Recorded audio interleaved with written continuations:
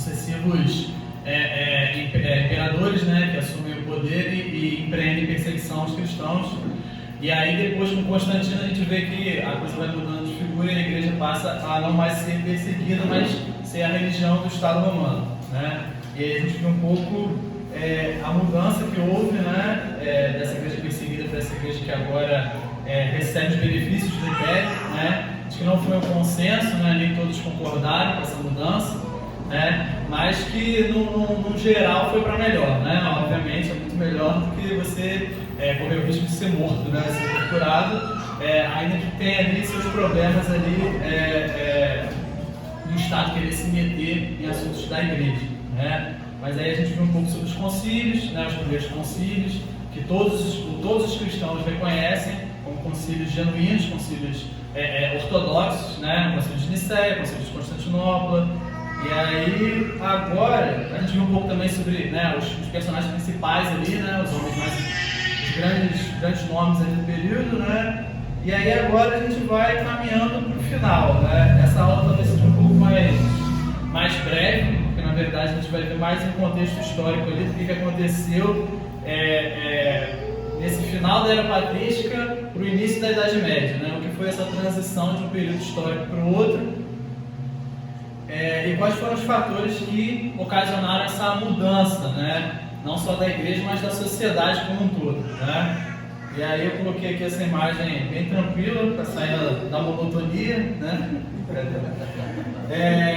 Do Império Romano se destruindo, né? Porque o primeiro ponto, né, que ocasionou essa mudança da Era Patrística para a Idade Média foi justamente a destruição do Império Romano, né? Que já vinha sendo constantemente invadido, né, pelas tribos bárbaras, né, que é politicamente correto chamar de bárbaro, né, mas eram bárbaros mesmo, pelas essas tribos bárbaras que constantemente estavam invadindo não só o Império Romano, mas a cidade de Roma, né, a capital do Império Romano, né. E aí aqui nesse momento o Império Romano ele colapsa de vez, certo?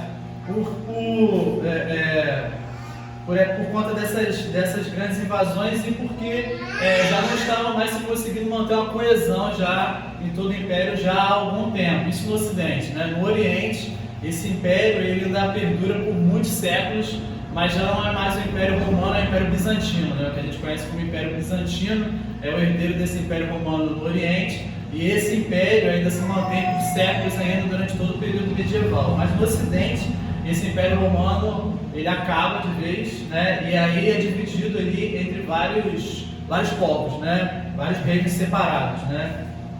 O que é interessante a gente observar quando a gente fala do Império Romano, ele era o grande império da época, né? Era o que mantinha todo o Ocidente coeso, né? Era o ápice da civilização ocidental, né? E ele caiu, né? E é interessante a gente refletir um pouco sobre isso, né? Sobre essa questão dos impérios, né?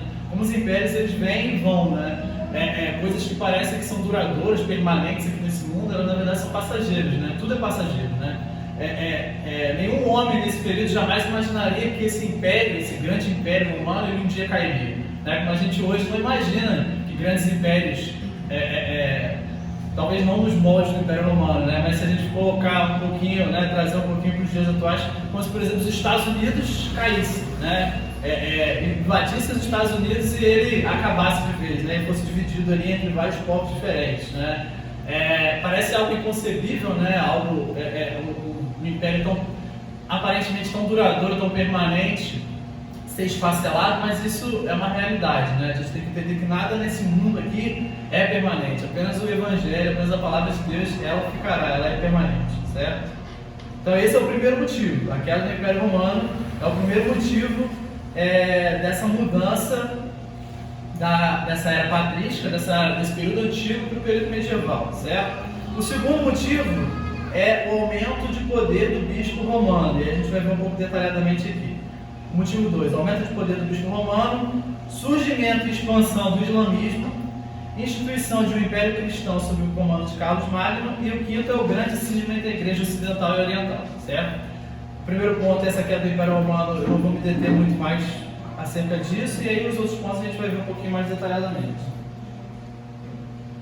Pois bem, o aumento de poder do bispo romano, né? A aí focando um pouco mais na igreja em si, não no aspecto político externo, né? Como eu já tinha mencionado em algum momento, eu acredito, a gente não consegue colocar os moldes do que a gente entende hoje como papado, certo? Como os católicos tentam forçar, desde o começo da igreja, certo? Se não existiu, isso nunca existiu, certo? O que você teve ali, em todo esse período antigo, é o bispo romano, paulatinamente, né, de maneira gradual, ele vai aumentando o seu poderio, né, por uma série de fatores, principalmente a incompetência, por exemplo, dos governantes romanos, né, o bispo acaba tendo que assumir funções políticas também. E isso faz com que ele vá subindo o seu prestígio, o seu poder, né? E, como a gente já viu em algum momento, o bispo Leão foi talvez o primeiro bispo que teve, na verdade, um poder grandemente expandido, né? Foi um homem realmente um grande governante, um grande articulador político também.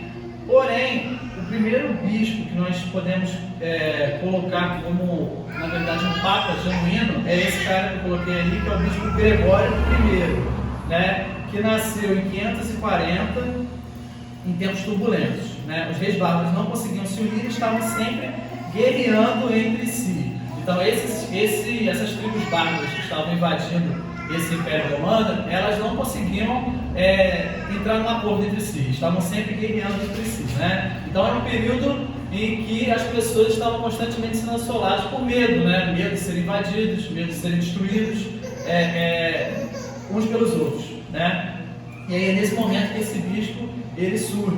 Um ponto importante para a gente colocar aqui é que depois da vida de Agostinho, né, da morte de Agostinho, não houve talvez um grande nome, um grande doutor da igreja em todo esse período, até talvez Tomás de Aquino, certo? Até Tomás de Aquino, já muitos séculos depois do período medieval, não houve nenhum nome que fosse tão grande assim em termos de influência quanto Agostinho. Como a gente vai ver, depois da morte de Agostinho, você tem vários homens que citam Agostinho como uma fonte de autoridade. Lógico, abaixo das escrituras, mas como uma fonte de autoridade. Não houve ninguém que trouxesse de novo esse frescor ali à igreja, essa autoridade fosse tão brilhante para articular várias áreas do saber quanto Agostinho, né? Então você não teve nenhum nome assim. Gregório, na verdade, ele era um grande articulador político, mas teologicamente ele era um fraco, certo? Ele era filho de uma nobre romana, foi eleito prefeito de Roma em 573. Então, ele antes de entrar para a igreja, ele já tinha cargos políticos, certo? Após a morte do pai, tornou-se monge e em 590 foi escolhido para substituir o bispo de Roma. Foi instrumento na conquista dos ingleses ao cristianismo, além de promover a evangelização das tribos bárbaras arianas da Europa. Então, vamos concentrar aqui nesse nome ariano, porque a gente já viu um pouco sobre isso, né, nas aulas anteriores, que foi Ário, né, foi aquele herege que foi condenado pelo Concílio de Nicéia e pelo Concílio de Constantinopla, né, porque ele acreditava, né, ele promovia, né, a pregação de que Cristo, na verdade, ele era uma criatura, não era Deus, né, não era uma das pessoas da Trindade. E como a gente viu, no seio da igreja, esse arianismo foi condenado e foi extirpado. Porém, ele não sumiu do mapa. Essas heresias, na verdade, elas nunca somem, né? Elas só assumem novas roupagens e vão infectando lugares diferentes, né? Esse arianismo, na verdade, né, esses homens que foram condenados, na verdade, muitos deles migraram para outras regiões, a parte do Império Romano, justamente regiões dessas tribos bárbaras, né? E promoveram a evangelização dessas tribos bárbaras. Então, muitas dessas tribos, elas eram arianas, certo? Então, o bispo Gregório foi um desses homens que promoveu a evangelização dessas tribos arianas, certo? Aumentou consideravelmente o poder do bispo romano, né? Enriqueceu o episcopado romano graças às suas habilidades administrativas. Então, o episcopado romano, né, a sede de Roma, ela se torna muito mais rica graças a essas habilidades atividades administrativas aí de Gregório, né? Porém, aqui um ponto interessante, aqui um ponto importante para a gente focar: o seu conceito de salvação era semi-pelagiano, o que se demonstra na seguinte declaração, que abre aspas aqui, uma declaração de Gregório. Na realidade, Cristo não cumpriu tudo por nós. Certamente ele redimiu a todos na cruz, mas ainda é necessário que aquele que se esforça para ser redimido e para reinar com ele seja crucificado também. Então Gregório ele tinha esse conceito de salvação, de que na verdade é a graça que nos redime, mas o homem tem o seu papel, através das suas obras, através da mortificação da sua carne, o homem completa esse processo de salvação. Isso na verdade isso é chamado de semi-pelagianismo. O semi-pelagianismo é algo muito importante da gente refletir aqui, porque, diferente do pelagianismo, talvez, que não esteja tão presente nos dias atuais, o semi-pelagianismo se encontra extremamente presente em muitas igrejas evangélicas hoje. Não só no seio do catolicismo, né? Porque, como a gente vai ver aqui, o bispo Gregório, ele, devido ao seu prestígio, ao seu poderio, né, esse conceito de salvação semi-pelagiano que ele institui aqui, na verdade ele não foi o primeiro a abordar esse conceito, mas foi quem propagou ele no seio da Igreja Católica. Esse conceito semi-pelagiano, ele vai se estender ainda por séculos, inclusive vai ser a razão do embate entre Lutero e os católicos, certo? Porque, na verdade, a questão das indulgências nada mais era do que uma visão semi-pelagiana da salvação, né? De que a igreja ali, ela poderia retirar as pessoas daquele purgatório, né? Desse país imaginário purgatório, né? E poderia levá-las ao céu, né? O homem, enquanto igreja ali, teria esse papel, esse poder de tirar pessoas que estavam ali num estado de penitência e levá-las ao paraíso. Isso nada mais é do que um semi-pelagianismo, né?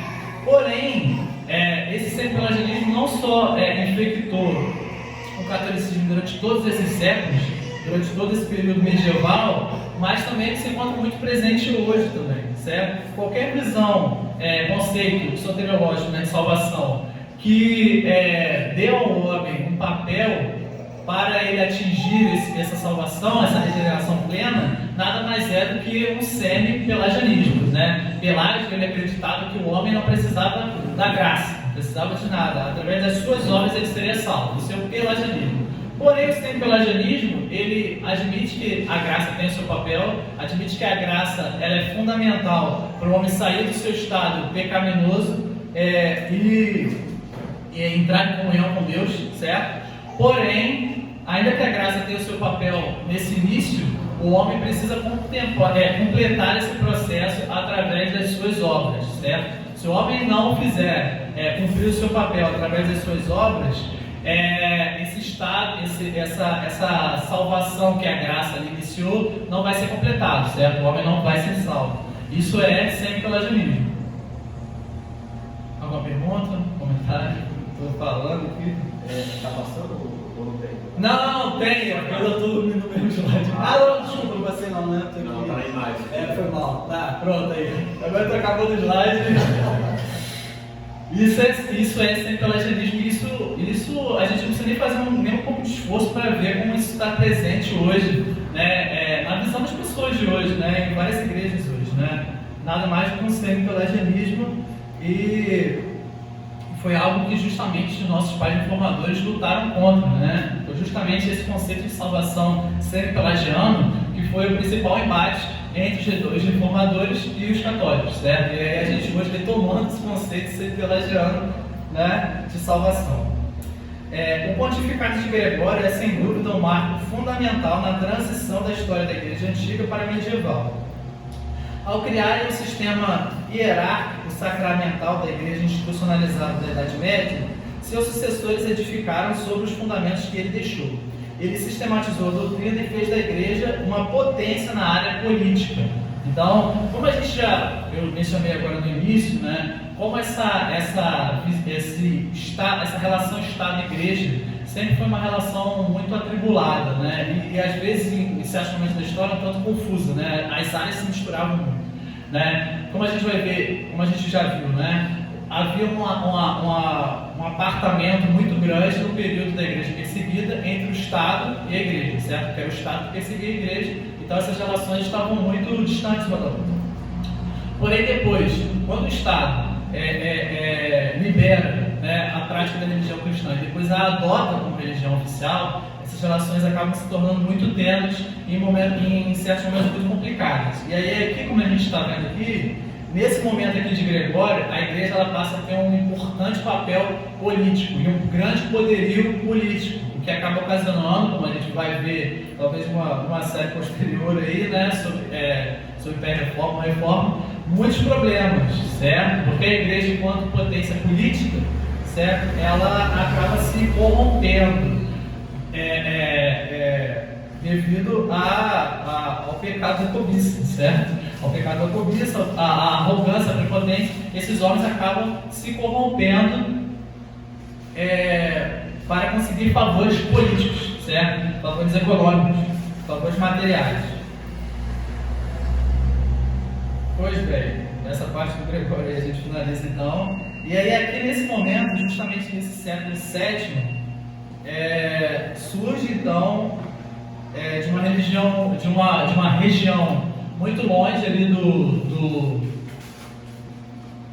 Oriente Médio, né? Uma região muito esquecida, um deserto esquecido do Oriente Médio, surge aí o principal adversário, até hoje, né? Uma das principais ameaças, talvez, segundo alguns estudiosos teólogos, a principal ameaça ao cristianismo até hoje, né? Que é justamente o islamismo, certo? Alguns acreditam que talvez até mais do que o secularismo, o islamismo seja talvez uma ameaça ainda, um adversário, né? Talvez ainda mais importante do cristianismo até hoje, certo? Uma vez que o secularismo, na verdade, ele acaba produzindo pessoas fracas, certo? Essa é a verdade. O secularismo, essa mentalidade relativista, ela acaba produzindo uma geração que é muito fraca e uma geração que se encontra num vácuo espiritual, certo? Essas pessoas não sabem o que acreditar, não sabem para onde ir. E o islamismo, como a gente está vendo, por exemplo, numa região secularizada da Europa, ele está indo e suprindo esse vazio espiritual dessas pessoas lá. Ele tem crescido extremamente em regiões secularizadas como a Europa, por exemplo, certo? Então, por isso, essa visão de que talvez ele seja uma das grandes, ou talvez a grande ameaça aí à fé cristã até os dias atuais. Isso aqui é Maomé, tá, gente? De um obscuro canto do mundo, ao qual o Império Romano, tanto o Império Romano como os reis persas, tinham prestado pouquíssima atenção, surgiu uma avalanche que, impulsionada pela pregação do Corão, parecia destinada a conquistar o mundo. O fundador do Islã, Maomé, era membro de uma respeitada família na cidade de Meca, na Arábia. Meca até hoje é considerada uma região sagrada, certo? Todos os muçulmanos eles têm que fazer alguma peregrinação a Meca em algum momento da vida, pois foi ali que Maomé iniciou sua pregação, certo? Era um comerciante de caravanas. Por volta de 610 iniciou sua carreira de profeta. Maomé dizia que o que ele pregava não era uma nova religião, mas a continuação da revelação que Deus tinha dado através dos profetas do Antigo Testamento e de Jesus, certo? Então, os muçulmanos, né, eles assumem aí essa ideia de continuidade dessa pregação que foi iniciada no Antigo Testamento e, inclusive, admitem que Jesus foi um profeta, certo? Não o Filho de Deus, obviamente, mas um profeta. Né? E é um ponto aqui que eu não coloquei no slide, mas um ponto muito interessante da gente refletir é que os muçulmanos, né, islâmicos, eles acreditam que eles descendem do mesmo pai espiritual que a gente, que é Abraão, certo? Eles acreditam que eles descendem de Abraão, só que não da linhagem de Isaac, mas da linhagem de Ismael, certo? Ismael, que foi aquele filho, né, bastardo que Abraão teve com a sua serva, e que Deus não elegeu. Deus elegeu Isaac, não elegeu Ismael, certo? Porém, os muçulmanos acreditam que Ismael, na verdade, era o primogênito. E Ismael, na verdade, era o eleito de Deus. Então, eles acreditam que eles descendem de Ismael. Que é uma coisa muito interessante a gente pensar que as três religiões monoteístas hoje, elas acreditam que descendem do mesmo homem que é Abraão, certo? Tanto o judaísmo quanto o cristianismo e o islamismo têm como seu pai espiritual Abraão, certo?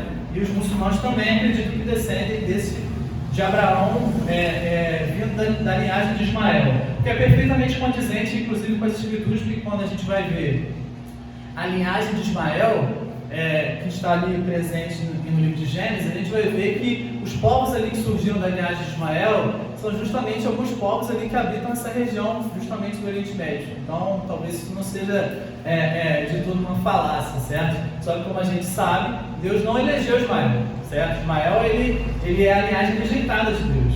Então é interessante a gente pensar como que o adversário da fé cristã hoje vem justamente da linhagem que Deus não elegeu, certo?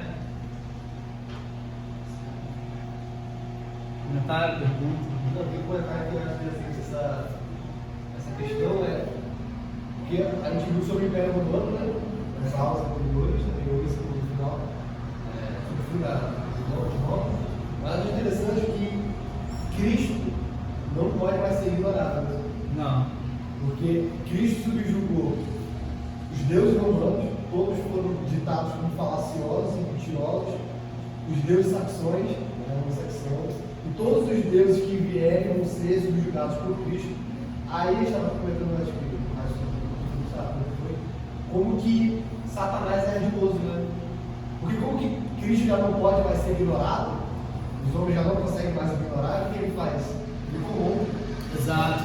Então, Maomé, ele não ignora Cristo, não é o novo Deus. Não. Né? Inclusive, Maomé inicia sua pregação justamente alegando que ele teve uma revelação de um anjo, o anjo Gabriel, olha só, né? Porque você vê todos esses personagens bíblicos também presentes na religião muçulmana, certo? E é justamente isso.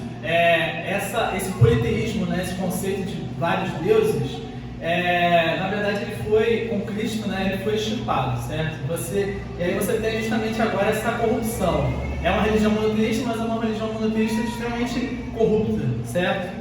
Enquanto o cristianismo, ele foca no amor e na misericórdia de um Deus para com a sua criação, o islamismo foca muito mais na questão do ódio, certo? Do ódio de um Deus vingador que vem e castiga. Não que o nosso Deus não seja um Deus justo, um Deus que pune, mas o Deus muçulmano é um Deus que não tem amor, não é misericordioso, é um Deus que pune, é um Deus vingativo, é um Deus que precisa ser agradado, caso contrário, é um Deus cheio de caprichos, certo? É um Deus que precisa constantemente ser agradado, caso contrário, ele vai vir com a sua ira e vai castigar todo o seu povo.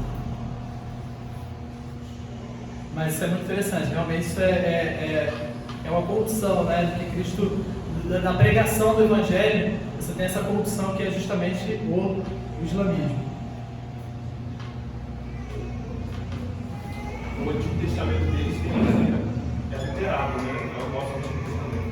Não, porque na verdade no Corão você tem uma série de pregações ali, de palavras de Maomé, não se tem tanto essa ideia de continuidade histórica como a gente tem no cristianismo. Eles assumem ali que os profetas do Antigo Testamento eram grandes homens, né, grandes pregadores, mas você não tem essa continuidade tão visível quanto você tem, por exemplo, porque a gente vê que Cristo, na verdade, ele deu continuidade àquilo que já estava sendo dito em todo o Antigo Testamento. Maomé, na verdade, ele surge como uma nova religião, ainda que ele tente forçar, os islâmicos tentem forçar aí de que essa pregação já vinha sendo feita, né, pelos profetas do Antigo Testamento, você não tem essa continuidade muito clara. O teor da pregação de Maomé é extremamente novo, certo? Eu lembro até que eu li o Gênesis dele, né? E relata a criação é bem diferente da nossa, como as coisas foram criadas. Até dando uma ênfase em anjos. Os anjos têm um papel importante. Maomé dizia, os líderes de Meca aqui era uma cidade comercial, era uma cidade politeísta, certo? Então eles não gostavam dessa pregação de Maomé, e ele foi forçado a se exilar. Em 622 ele se refugiou em um oásis nas proximidades de onde hoje se recebeu o nome de Medina. A partir dessa data, os muçulmanos contam os anos. Então, a partir dessa ida de Maomé, desse exílio de Maomé para esse lugar que recebeu o nome de Medina, a partir dessa data, os muçulmanos contam os anos. Depois de uma série de campanhas militares, negociações e pactos, Maomé e os seus tomaram Meca em 630. Então a gente vê como que essa religião cresceu muito rápido. Em 622 ele foi exilado, e aí ele chegou nesse lugar chamado Medina, e aí ele começou a pregar lá e fundou uma comunidade muçulmana, a primeira comunidade muçulmana. E em 630 ele já tem poder suficiente para tomar Meca, certo? Para voltar a Meca e tomar Meca. Quando na sua morte em 632, 2 anos depois dele tomar Meca, boa parte da Península Arábica tinha se tornado muçulmana. Então nesse período aí de 10 anos, os muçulmanos tomam toda a Península Arábica, certo?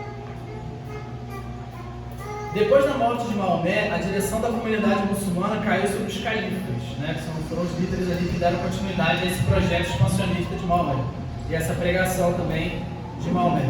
Estes iniciaram suas campanhas militares, conquistando todo o Império Persa, que era um grande império no Oriente, certo? Eles conquistam todo o Império Persa, Alexandria, que era uma grande cidade cristã no período, ela é conquistada também, o Egito, Cartago e Jerusalém, certo? E aí Jerusalém, né, que a gente vai ver que foi a razão dos grandes embates, né, que a gente já viu, que né, a maioria das pessoas conhece, das cruzadas, certo? Nesse período aqui, os muçulmanos conquistam Jerusalém, e aí durante todo o período medieval a gente vai ver os cristãos tentando retomar Jerusalém, né? E aí foi o que se deu o nome das cruzadas, né? Essa tentativa, né, dos cristãos recuperarem essa cidade que é considerada sagrada tanto para os cristãos quanto para os muçulmanos, certo? Então, em alguns momentos os cristãos conseguem retomar esse poder, essa cidade dos muçulmanos, e em alguns momentos os muçulmanos vão e retomam de volta, né? E aí foi a razão aí dos grandes embates e que modificaram ali toda a Idade Média, certo? Mas aí a gente vai ver isso no período posterior. O importante é a gente ver aqui como que os muçulmanos eles tomaram diversas cidades que eram muito importantes, eram centros muito importantes do cristianismo, certo? Eles tomam Alexandria, tomam Cartago, Jerusalém, tomam Antioquia também, que eu não coloquei aqui. Então todas essas grandes cidades que a gente viu aqui durante toda essa série da patrística, né, cidades que foram importantes para a convocação de concílios, para a formulação de doutrinas, elas caem sobre os muçulmanos. E aí a gente vai ver como que isso acaba fazendo com que outras regiões elas acabem tendo que assumir esse posto de influência para a propagação da fé cristã. Em 711 eles conquistam a Espanha e dali partem para a conquista da França. Então, em 711, já no século seguinte, né, eles já estão na Europa e estão prontos para invadir a França, certo? E aí aqui nesse momento a gente tem que ter em mente um aspecto muito emergencial de que se eles conseguissem conquistar essa região francesa ali, eles basicamente tomariam toda a Europa e todo mundo conhecido, certo? Em 721 eles marcham sobre Toulouse, que já é na França, certo? E em 732 estavam perto de Poitiers, quando foram derrotados pelos francos sob o comando de Carlos Martel. Então aqui é um ponto fundamental de virada dessa expansão sem freios muçulmana, certo? No Oriente, os muçulmanos já haviam sido derrotados justamente em Constantinopla, né, que era a capital ali do Império Bizantino, né? Mas no Ocidente, essa marcha muçulmana, ela era quase que imparável, certo? Eles eram quase indestrutíveis ali, né? E aí eles invadem a França, e aí nesse momento aqui, em 732, justamente no centro da região francesa, eles perdem sobre uma batalha contra os francos, que é justamente de quem descende os franceses, né, os francos. Eles perdem, foram derrotados pelos francos sob o comando de Carlos Martel, que ali já é uma coligação cristã, certo? Os francos aqui são um povo já convertido, um povo cristão, certo? Então esse foi o ponto fundamental de virada, que no sinal a gente pode especular, né? que se eles não tivessem sido derrotados nesse momento aqui, talvez toda a região do Ocidente ela teria se tornado islâmica, certo? Teria sido convertida ao islamismo. A Batalha de Poitiers foi decisiva para deter o avanço do islamismo no Ocidente. Gustavo, Oi. pergunta.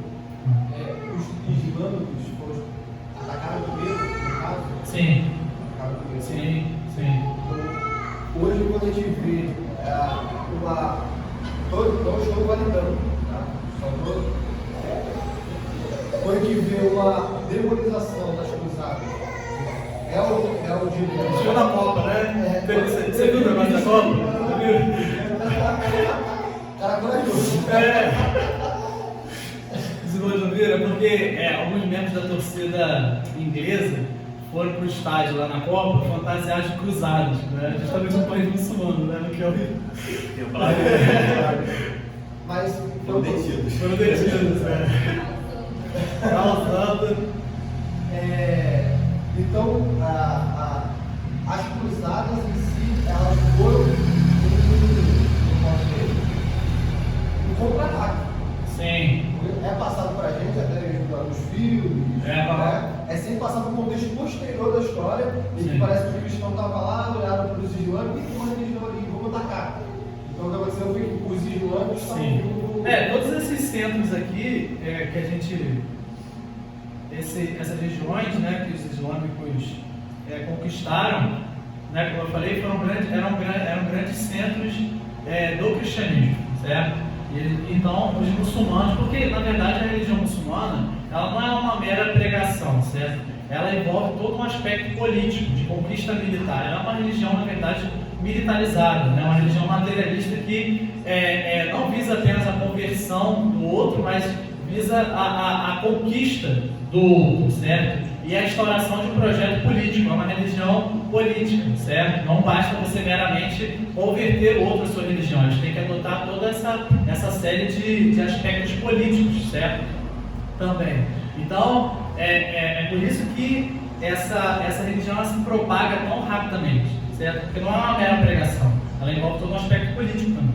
Então, era necessário que você empreendesse esse projeto de conquistas militares para que todas as regiões do mundo conhecido elas se tornassem muçulmanas, não apenas teologicamente, mas politicamente também, porque envolve todo esse aspecto político. Então, os muçulmanos foram sim os primeiros que atacaram e, na verdade, as cruzadas foram nada mais que uma tentativa de se recuperar grandes centros do cristianismo que foram perdidos. Nós estamos falando que tudo que foi feito nas cruzadas foi correto, óbvio, né? Mas toda a visão de uma guerra santa, digamos assim, é plenamente justificável dado ao contexto. Se você for ver os discursos, inclusive o discurso de convocação do Papa, né, que foi o Papa Urbano, que convocou essas cruzadas, era justamente para defender os irmãos em Cristo que estavam sendo massacrados nessas regiões, porque estavam sendo perseguidos, né, justamente nessas regiões que sempre foram grandes centros do cristianismo, né? Porque Jerusalém, na verdade, foi só uma das cruzadas, houve várias outras cruzadas, que foram essas tentativas de se recuperar esses grandes centros. Inclusive, houve a cruzada na região ali da Espanha e de Portugal, né, que foi essa cruzada de reconquista, certo? De reconquistar essas regiões que sempre foram regiões cristãs. Tá? E aqui eu coloquei um trechinho, se os irmãos tiverem paciência de ouvir, é rapidinho. É só para...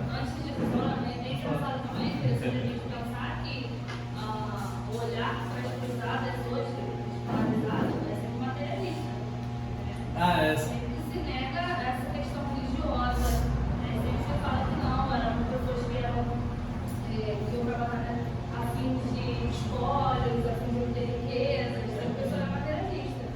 E acaba que dentro de ser todos os escritos, todas as comprovações de fontes, até mesmo as convocações de cunho religioso.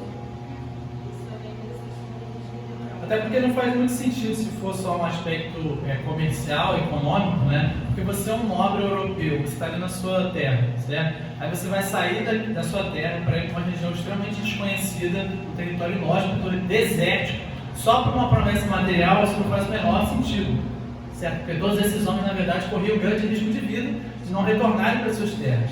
Então você não vai se arriscar de sair para uma outra região, a menos que você tenha uma motivação religiosa para isso, certo? E as cruzadas nada mais foram que essa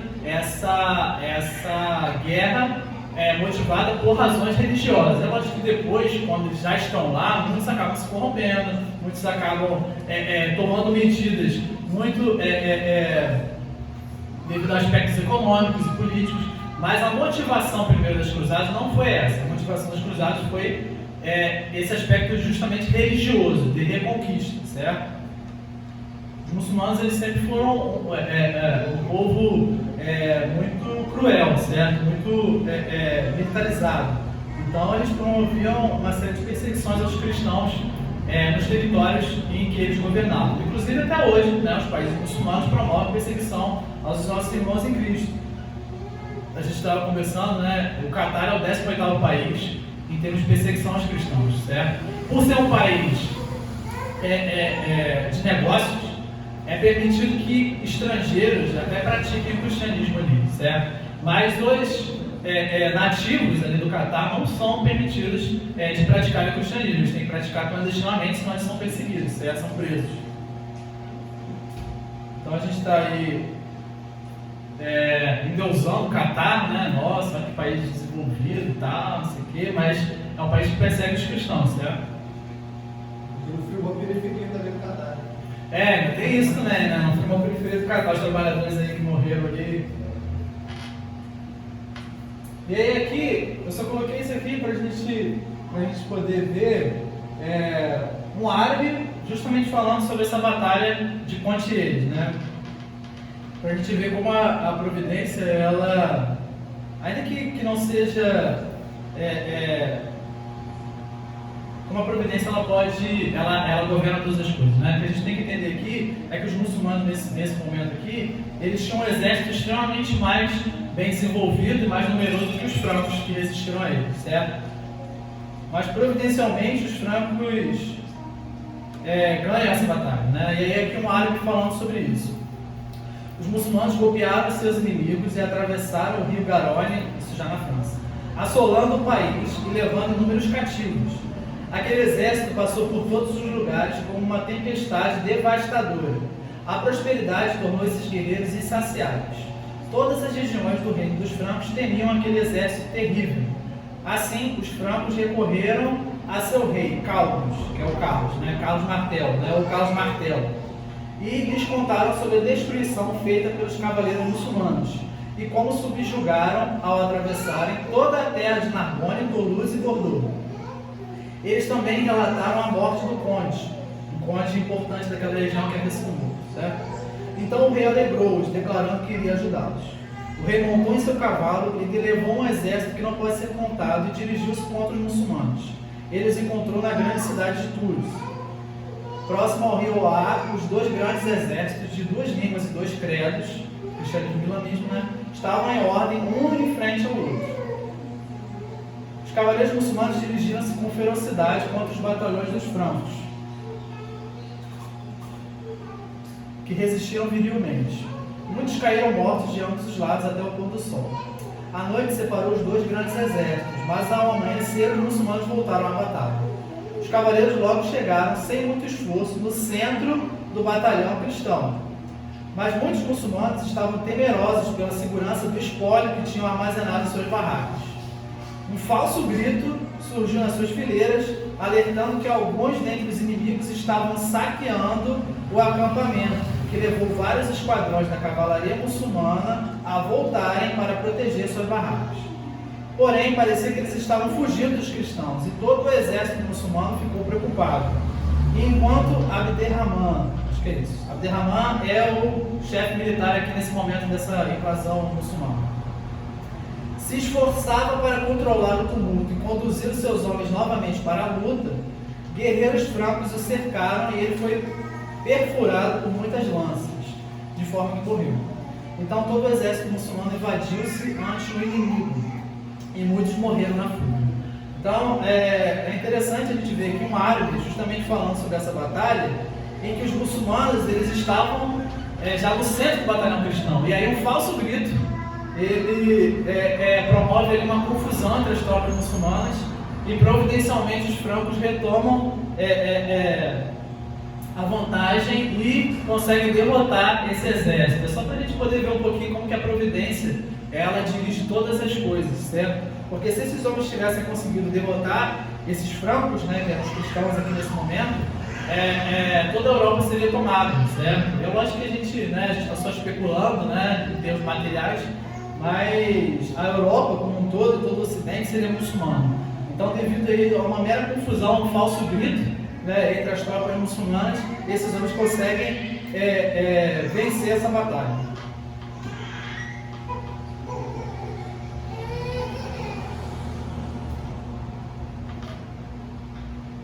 E aí aqui, um outro ponto, penúltimo aqui dessa lista, né?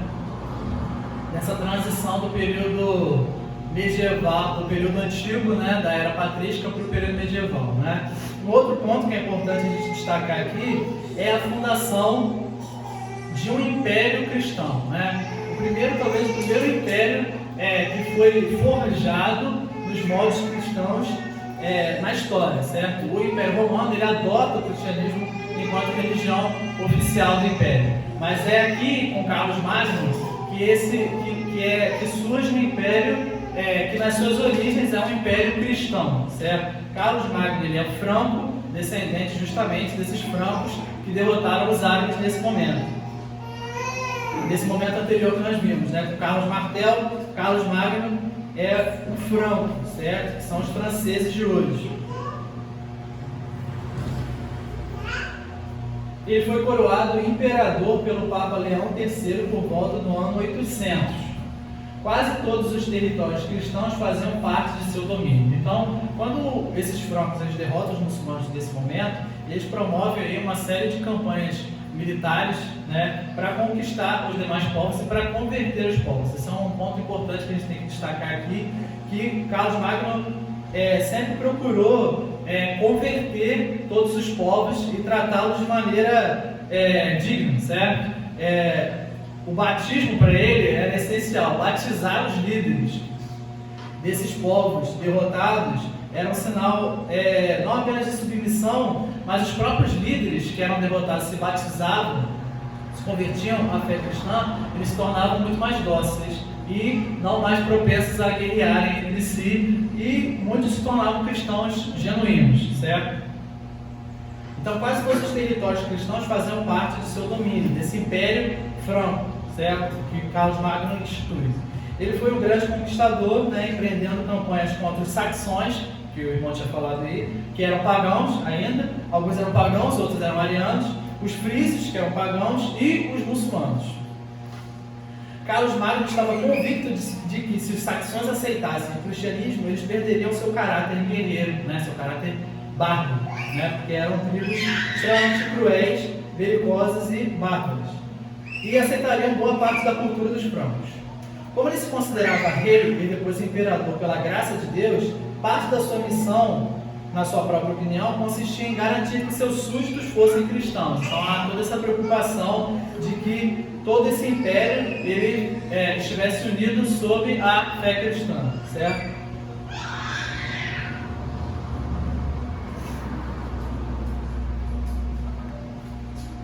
Dentro dos seus próprios territórios, Carlos Magno também se dedicou a organizar e supervisionar a vida da igreja. E aí aqui é esse problema que a gente sempre vê, como que o Estado, né, a figura política, ela tenta o tempo todo se meter nos assuntos da igreja, certo? E aí aqui foi um ponto negativo, talvez, né, desse império, justamente essa tentativa de Carlos Magno de mudar ali assuntos da igreja, e todo esse relacionamento do Estado com a igreja que surge nesse período aqui dos francos é o que vai perdurar durante toda a Idade Média, né? Esse relacionamento de Estado e igreja, com o Estado querendo se meter o tempo todo nos assuntos da igreja. O imperador parece que o imperador tinha convicção de ser chamado para governar seu povo, não só em assuntos civis, mas também nos eclesiásticos.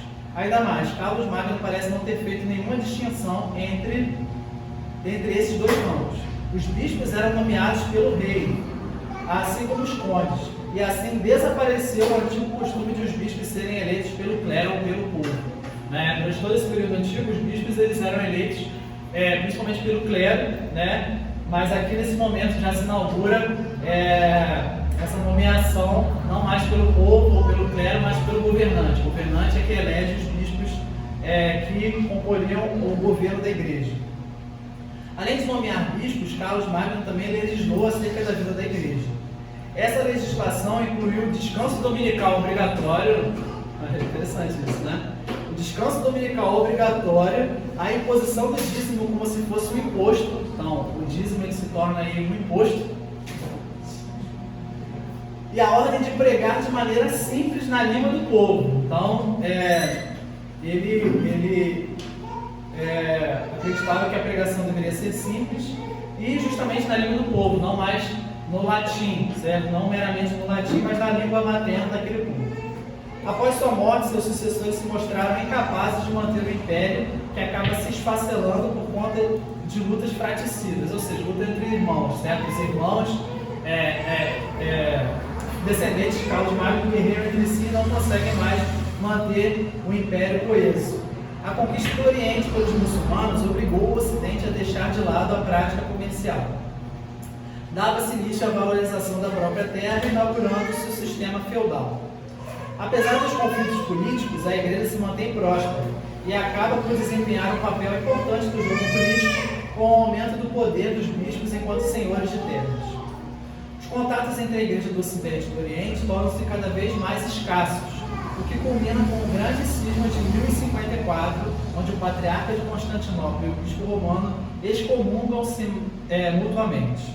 Então, como a gente viu até aqui, vários pontos e a interação desses pontos entre si foram fundamentais para toda essa mudança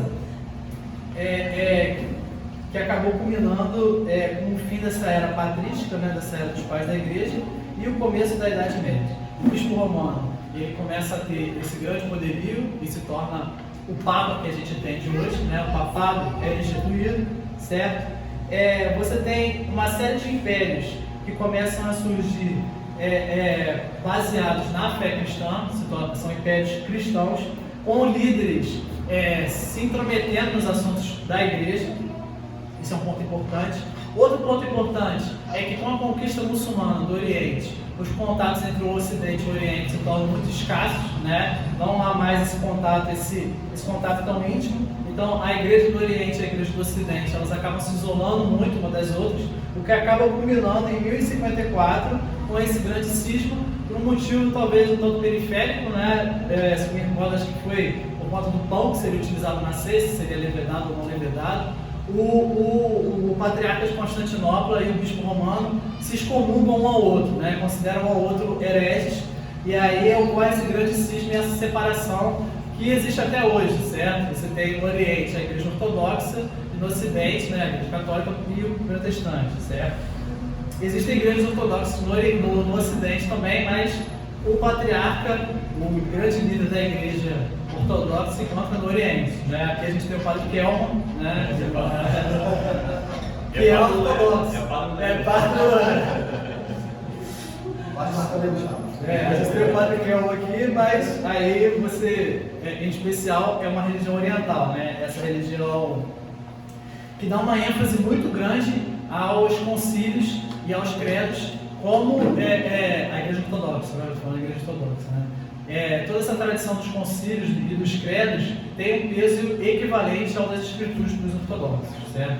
Assim como os católicos também assumem a tradição como algo equivalente às escrituras, os ortodoxos também assumem a sua própria tradição como algo equivalente, no mesmo peso das escrituras, e isso gera uma série de problemas, como todo mundo sabe muito bem, né? Bem, basicamente isso. Falei bastante, alguém tem alguma pergunta? Sobre as outras aulas também, que a gente está encerrando, né? Esse é basicamente o encerramento dessas aulas.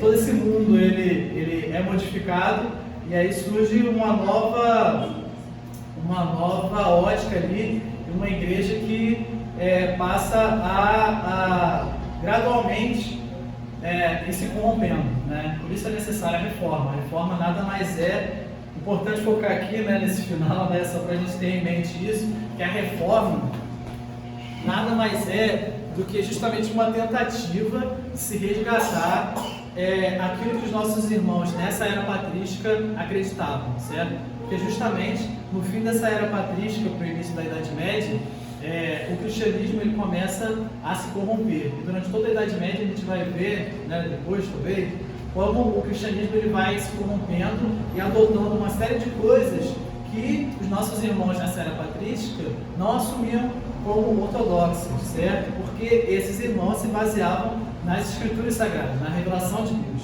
Então a reforma nada mais é do que um resgate à crença que surgiu aqui, que foi elaborada, né? Não que surgiu, mas que foi elaborada nesse período da patrística. Então se a gente parar para refletir sobre isso, essa era patrística e aquilo que esses nossos irmãos formularam nesse momento pertence muito mais à tradição protestante do que à tradição católica. A tradição católica nada mais é do que uma corrupção de tudo aquilo que os nossos irmãos em Cristo instituíram aqui nessa era patrística, certo? Então, a gente tem que abandonar um pouco esse estereótipo, né, desse período antigo, patrístico, como se fosse católico. Não é católico, justamente o contrário, né? A reforma nada mais é do que uma reforma, um resgate daquilo que os nossos irmãos acreditavam aqui nessa era patrística.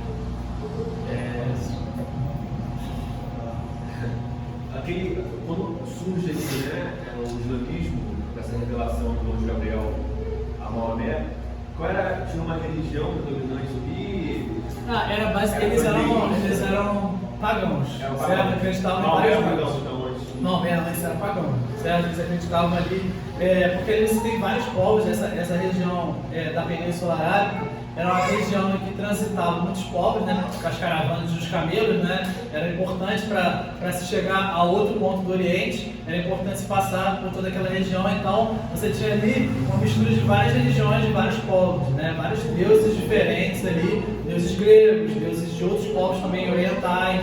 Você tinha essa série, na verdade eles não acreditavam em nada, né? Você tinha essa mistura aí de todos como a gente viu em Atos, né? Algumas regiões ali comerciais adotavam outros povos justamente para conseguir comercializar com aquele povo, né? Eu sou do povo X e aquele povo é do povo Y, eu quero comercializar com aquele povo, então eu vou fazer uma estátua dele, do Deus deles aqui, para que eles se sintam bem-vindos, né? Com uma forma de hospitalidade, né? Então era bem nessa pegada aqui. Como era uma região comercial, eles adotavam povos, deuses, né? De vários povos diferentes, justamente para facilitar as relações comerciais e o contato uns com os outros. Por isso que Maomé a pregação de Maomé é uma pregação exclusivista, né? Que ainda que corrompido, né? Força a crença num único Deus. Então esses homens achavam isso um absurdo, né? Como é que a gente vai fazer então com esses outros povos aqui? É por isso que ele é forçado a se exilar. Então uma coisa interessante que lá, por exemplo, tinha ela não foi tinha um cultural lá Kaaba, e até hoje acaba com o islamismo ele adere a isso, né? A grande pedra preta lá, eles cultuam. Eles tinham várias religiões ali. Um comércio muito grande. Então tinha a pregação de Maomé, você vai sentindo que ele vai se utilizando como era comerciante, utilizando várias narrativas aí do judaísmo, do cristianismo, de todas as pontos. Conhecia muito todas as religiões aqui dos povos. Ele tinha conhecimento então da religião cristã, né? Essa conexão com o Antigo Testamento não foi. Não foi do nada. Assim.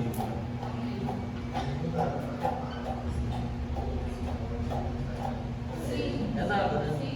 Só o ponto é a narrativa de Maomé, então ele recebeu do Corão essa narrativa. Então, para eles é o que serve. Aí o que tem de. Já vendo, as outras religiões são sempre assim, Bem subjetivo, né? exato, de uma narrativa espiritual, sobrenatural, então são tipo que argumentar. E até hoje tem lá a peregrinação e a Kaaba tá lá, né? Eles ficam voltados para aquela pedra feia, que você quer um pedaço de meteorito, né? A gente vê se essa mudança de significado. Até isso ele consegue, porque aquela cidade era no corpo desse comércio, né?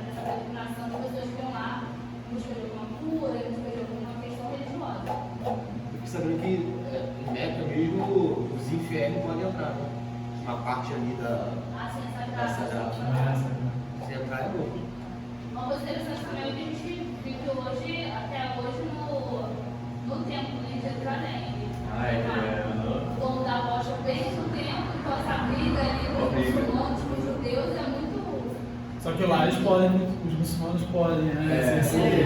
Diferente dos países. Eu acho que tem cristão, muçulmano e judeu. Jerusalém é o centro ali. Um outro interessante também que a gente sempre comenta é que os filmes que tiveram da igreja ortodoxa no Oriente é quando castigo. Porque um lado não defende do Oriente o uso de imagem, por exemplo, totalmente diferente de Roma e a igreja do Ocidente. Então, assim, vários símbolos. É muito interessante, né? Essas questões que acontecem assim, a gente vê que não é nada novo. Eu acabei não mencionando um pouco disso, mas aí você tem um concílio aqui, acho que é o concílio de Éfeso, se eu não me engano, que aí já é um concílio que já os protestantes a gente já não considera, né? Justamente por conta disso, né, o Ocidente acaba adotando o uso de imagens, certo? E o Oriente não adota esse uso de imagens, certo? Esse uso de imagens nada mais é do que essa visão sempre pelagiana que eu falei, né? Por volta do ano 700 e pouco, 800 e pouco, já é uma perversão, né? Esse uso de imagens, ele não se encontra no começo da igreja, não se encontra nesse primeiro século, mas depois ele vai sendo adotado. Não meramente, hoje os católicos usam esse argumento de que é para fins educativos, mas quando ele começou a ser adotado aqui, não foi meramente para fins educativos. Era para justamente subter ali uma forma de prece para que a graça daquele santo ali, que era uma graça superabundante, né? Você pega, por exemplo, uma pessoa, vamos pegar, por exemplo, Agostinho, certo? Que era uma pessoa né, que foi o grande líder da igreja, né? Foi importante em vários momentos e tal. Aí você tinha essa visão de que Agostinho, a graça em Agostinho, ela superabundava, né? Ele tinha graça sobrando. E aí você fazia ali a imagem de Agostinho e rezava para ele, para que essa graça que estava sobrando dele viesse para você. Então nada mais é do que uma visão sempre pelagiana, né, da graça, né, da salvação. E aí o Oriente não adota esse uso de imagens, certo? E é também um dos embates ali do Oriente com o Ocidente. Essa visão do islamismo do Antigo Testamento, um ponto importante da gente focar também, só para finalizar aqui, é que se a gente não tomar cuidado, a gente acaba enxergando Deus no Antigo Testamento quase como Deus muçulmano. Entendeu? Então, só para a gente ter em mente aqui, porque assim como muitas pessoas deturparam esse Antigo Testamento, e você tem, por exemplo, a heresia que diz que o Deus do Antigo Testamento e o Deus do Novo Testamento não são o mesmo Deus, né? Você teve essa heresia nesses primeiros séculos. Se a gente não tomar cuidado, a gente quase enxerga o Deus do Antigo Testamento quase como esse Deus muçulmano, esse Deus que está sempre irado, né? Esse Deus que é cheio de caprichos e quer ser agradado constantemente. Então, se a gente não tem a correta iluminação do Novo Testamento, certo? Se Cristo não vem e nos revela a Deus, a gente acaba deturpando toda essa mensagem do Antigo Testamento. Por isso esses islâmicos não tinham essa revelação em Cristo, não possuíam esse Novo Testamento, enquanto palavras inspiradas de Deus, eles tendiam a deturpar todo esse Antigo Testamento e ver esse Deus muçulmano mesmo, né? Esse Deus irado, esse Deus que está constantemente buscando ser agradado, caso contrário ele vai punir o seu povo. Não se tem essa visão de um Deus justo, mas misericordioso, benevolente, certo? Então a gente tem que tomar cuidado quanto a isso, porque senão a gente acaba enxergando Deus quase como Allah, certo? Não como Deus cristão, certo? Então, é importante, acho que a gente tem que cuidar com os extremos, né? O extremo é olhar o Antigo Testamento e esquecer. Complicado, igual. Aquele famoso texto, ouro por ouro, deixa no texto. Sim, não, claro. Aí as pessoas pegam aquele texto e falam, ainda mais ímpio, né? Pega ali, ó, Deus, o Antigo Testamento é igual ao Deus islâmico. Exato. Mas tem essa comparação. Aí esquece que aquilo ali é um texto meramente retórico. Não tem nenhuma legislação em Israel para você tirar o olho de outra pessoa. Não. Aquilo é figurativo, né? figurativo, porque existe o Código de Hammurabi, que usava esse termo, né? Aí Deus mostra que, olha, isso que vocês acham que é justiça, que era o código da época, tipo, né? Isso que é justiça, ou seja, alguém que te roubou e roubou um boi, você dá 4 boi, é isso que é justiça, é isso que é olho por olho, dente por dente.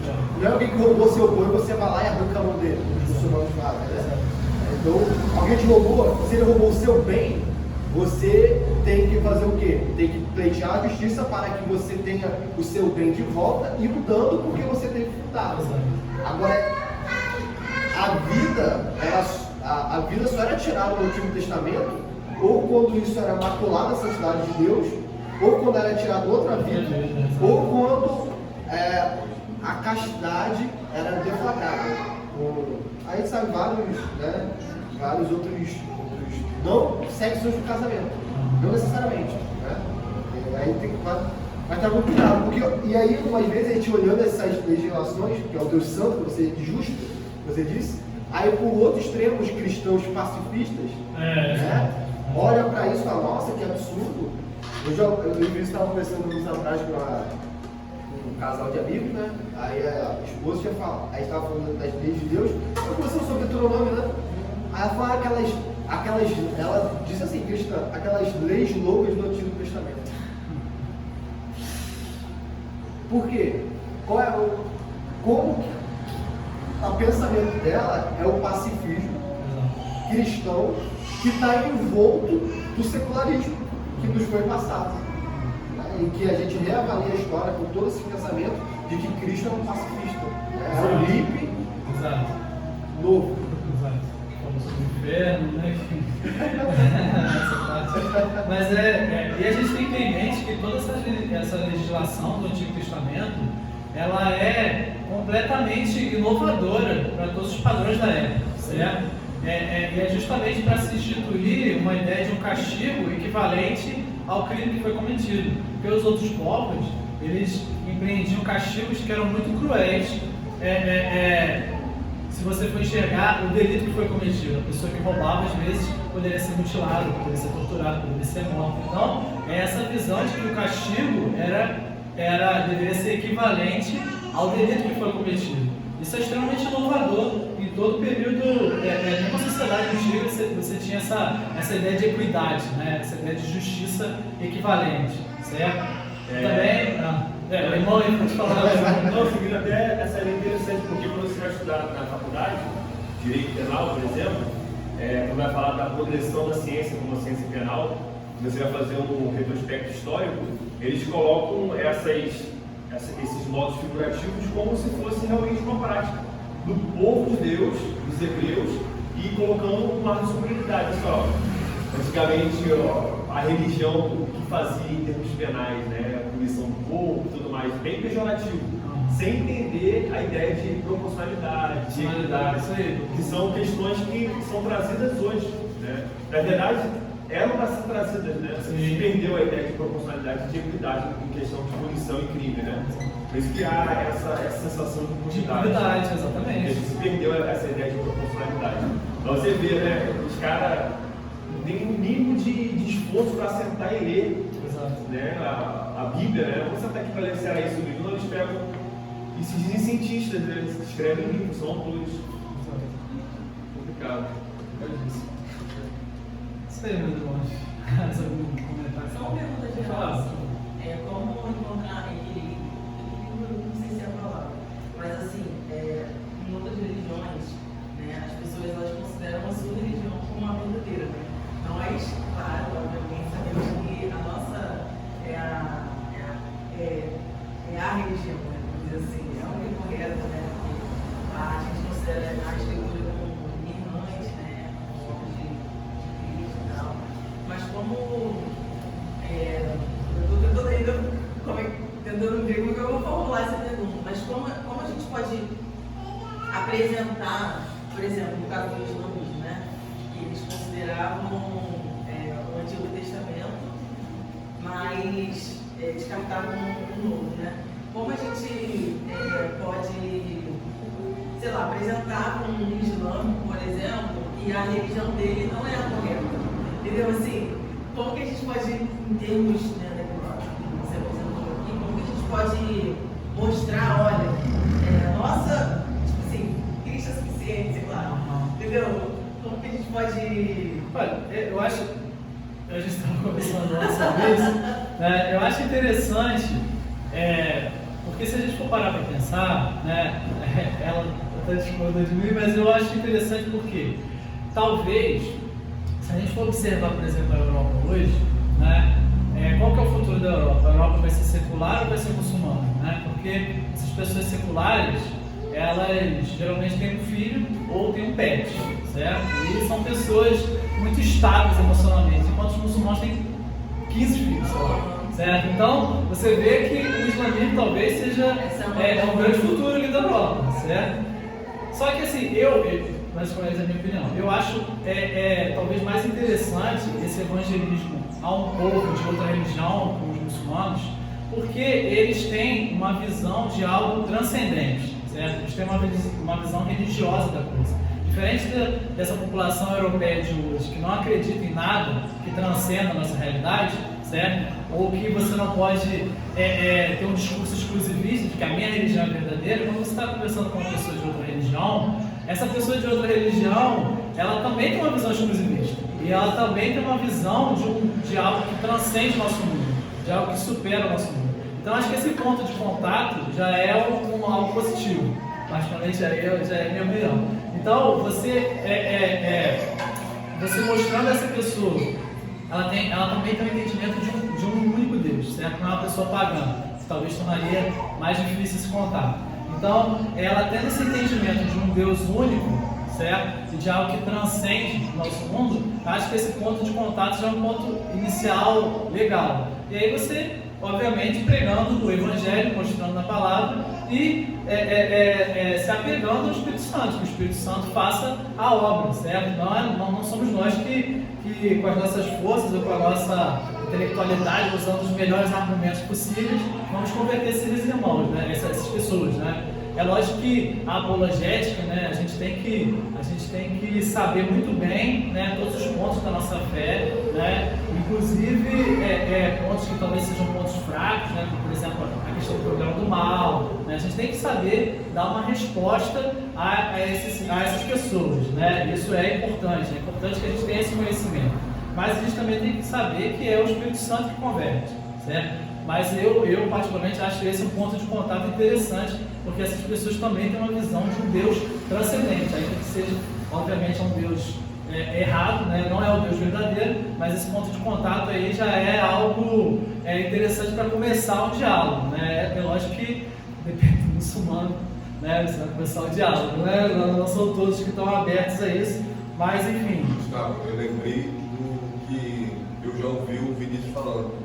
A questão de colocar o varal, né? O Vitor falou. De Estender o varal. E hoje a gente tem que colocar. Como é que é a história? E antigamente você tinha o varal. Isso é só parte. Toda direita. Eu lembro do varal. Eu lembro do varal. Coloca a roupa aí.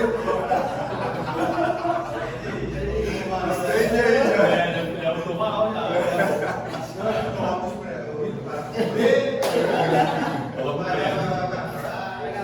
Isso vai ao encontro que o Gustavo está falando. O varal está no livro do A Verdade, do Cássio, que ele vai dizer que antigamente é mais ou menos assim, mas ele está falando da cristandade, né? Claro, da cristandade. Que antigamente